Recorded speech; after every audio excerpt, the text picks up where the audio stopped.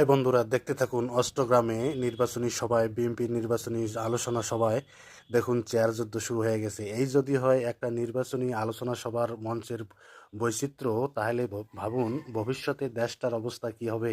আপনারা এখনই সতর্ক হন এবং সজাগ থাকুন, নিজের মূল্যবান ভোটটা যাতে নষ্ট না হয় সেই দিকে লক্ষ্য রাখুন এবং সঠিক জায়গায় সঠিকভাবে ভোট প্রয়োগ করুন এবং নিজের অধিকার নিজেই প্রতিষ্ঠিত করুন। আচ্ছা, একটা আলোচনা সভায় যদি এই অবস্থা হয় তাহলে ভাবুন তো ভবিষ্যতে দেশটার কি অবস্থা হবে। আমি আসলে বিষয়টা দেখে খুব অবাক হইলাম, তাই কৌতূহলবশত আপনাদের সামনে তুলে ধরলাম।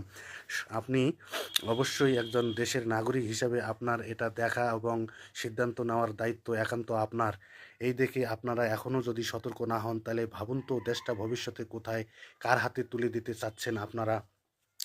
এটা দেখে অবশ্যই আপনাকে সতর্ক হতে হবে এবং সঠিক সিদ্ধান্ত নিয়েই আপনাদেরকে সামনের দিকে ভোট প্রয়োগ করতে হবে, যাতে দেশটা ভবিষ্যতে সুন্দর সুষ্ঠুভাবে পরিচালনা করার মতো মন মানসিকতা হয়। সেই সকল নেতাকেই ভোট দিয়েই আমরা সামনের দিকে এগিয়ে নিয়ে যাব।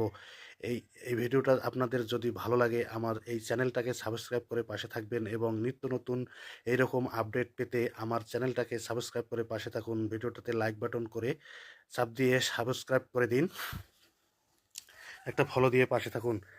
আসলে বন্ধুরা, বর্তমান রাজনীতির প্রেক্ষাপটটা অনেকটা পরিবর্তন হয়ে গেছে।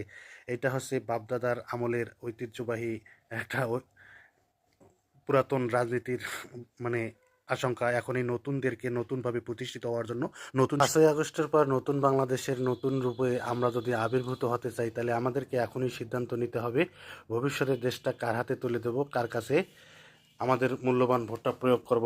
সম্মানিত প্রাণপ্রিয় ভাই ও বোনেরা, আপনারা যদি এরকম ভিডিও পেতে চান তাহলে আমাদের চ্যানেলটাকে সাবস্ক্রাইব করে পাশে থাকুন।